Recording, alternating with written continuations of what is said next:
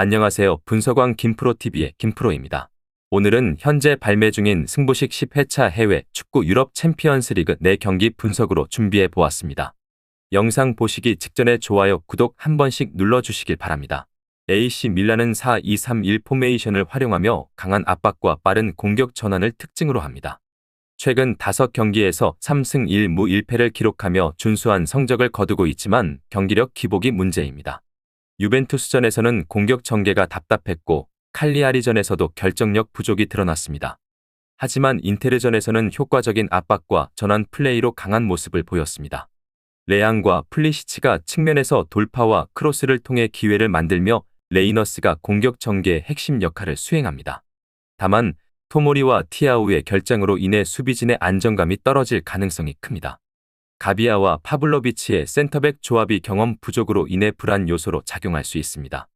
지로나는 3-4-2-1 포메이션을 기반으로 점유율 축구와 빠른 공격 전환을 활용하는 팀입니다. 최근 5경기에서 2승 3패를 기록하며 기복을 보이고 있으며 특히 수비 조직력이 흔들리고 있습니다. 세비야전과 마요르카전에서 연이어 수비 실수를 범하며 패배했습니다. 루이스가 최전방에서 버티며 힐과 판더 베이크가 2선에서 공격 전개를 맡고 있습니다. 미드필더진에서는 마르틴과 로메우가 중원 장악을 시도하지만 압박 강도가 높은 팀을 상대로는 약점을 보입니다. 수비진에서는 로페즈, 블린트, 크레이치가 3백을 형성하지만 측면 수비가 약하고 상대 강한 압박을 받을 경우 불안정한 모습을 보입니다. 밀란의 측면 공격이 위협적이므로 지로나가 이를 얼마나 효과적으로 막아낼 수 있을지가 관건입니다. AC 밀란이 전력상 우위에 있으며 특히 측면 공격이 지로나의 약점을 공략할 가능성이 큽니다. 다만 밀란의 센터백 공백으로 인해 실점 가능성이 존재하며 지로나가 점유율을 유지하며 경기 운영을 시도할 가능성이 높습니다. 하지만 지로나의 수비가 불안한 만큼 밀란의 승리를 예상합니다. AC 밀란 승을 추천드립니다. 파리 생제르맹은 4-3-3 포메이션을 기반으로 빠른 템포의 공격을 펼치는 팀으로 최근 공식 경기 8연승을 기록하며 절정의 폼을 보이고 있습니다. 리그에서는 독보적인 1위를 유지 중이며 지난 경기에서 랑스를 상대로 역전승을 거두며 분위기를 이어갔습니다. 하지만 챔피언스 리그에서는 고전 중으로 그룹 스테이지에서 단 1승만 거둔 상황에서 이번 경기가 조기 탈락 여부를 가를 중요한 경기입니다. 바르콜라와 부상에서 복귀한 덴벨레가 공격에서 핵심 역할을 할 가능성이 높으며 마르키뇨스와 하키미의 복귀 여부가 수비 안정성에 큰 영향을 미칠 것입니다. 맨시티는 리그에서 압도적인 득점력을 보이고 있지만 챔피언스 리그 원정 경기에서는 불안정한 모습을 보이고 있습니다. 최근 2번의 챔피언스 리그 원정 경기에서 다실점 패배를 기록하며 수비적인 문제가 드러났습니다.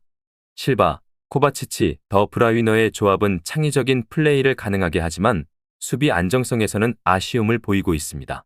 스톤스와 아케의 부상 공백으로 인해 디아스와 아칸지가 수비를 이끌고 있으나 파리 생제르맹의 빠른 역습에 대응하기에는 부담이 클 수 있습니다.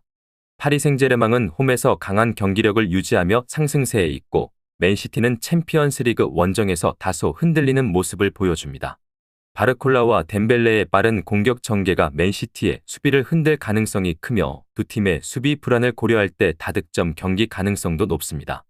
경기 흐름상 파리 생제르맹이 한 골 차 승리를 가져갈 가능성이 높겠습니다. 파리 생제르맹 승을 추천드립니다. 스파르타 프라하는 3-4-2-1 포메이션을 바탕으로 최근 공식 경기 5연승을 기록하며 상승세를 이어가고 있습니다. 리그에서는 안정적인 경기력을 보이며 보데 글림트와 말메와의 친선전에서도 각각 승리에 자신감을 얻었습니다.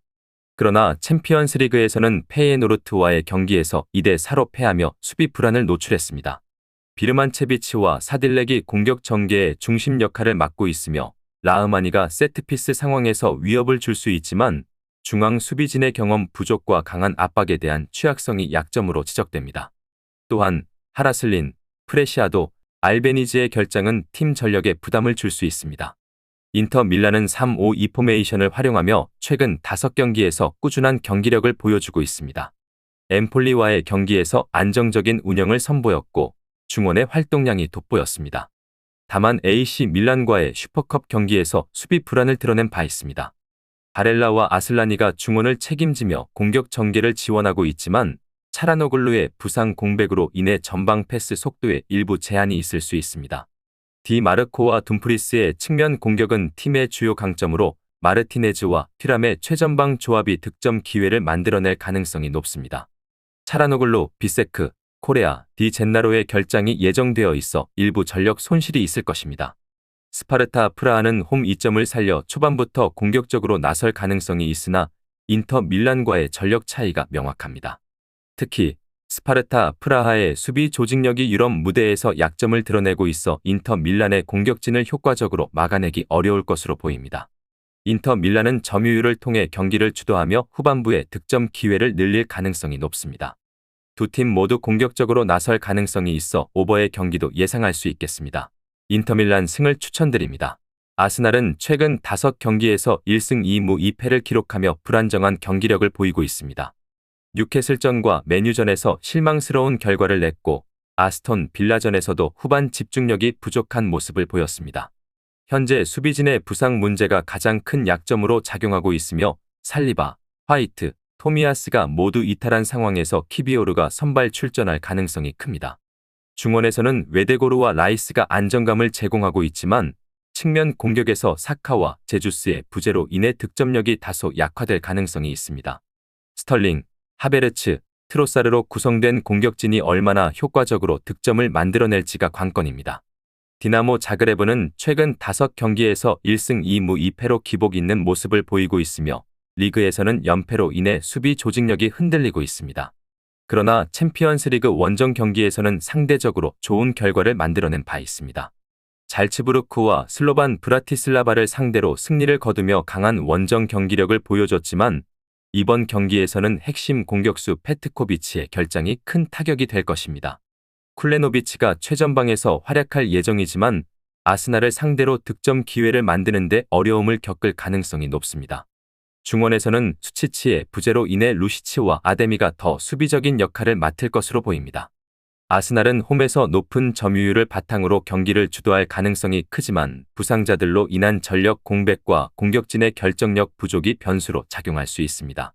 디나모 자그레브는 원정에서 극단적인 수비 전술을 사용할 가능성이 높아 경기 흐름이 다소 답답하게 전개될 수 있습니다. 전체적으로 다득점 경기는 아닐 것으로 예상되며 아스날이 승리할 가능성이 높습니다. 아스날 승을 추천드립니다. 오늘 준비한 승부식 10회차 해외 축구 유럽 챔피언스 리그 4경기 분석은 여기까지입니다. 추가적인 선수들의 부상 현황 및 복귀 현황은 커뮤니티와 댓글을 통해서 공지할 예정이며 보시는 분석이 여러분들의 결정에 조금이나마 도움이 되었다면 구독과 좋아요 한 번씩 부탁드리도록 하겠습니다.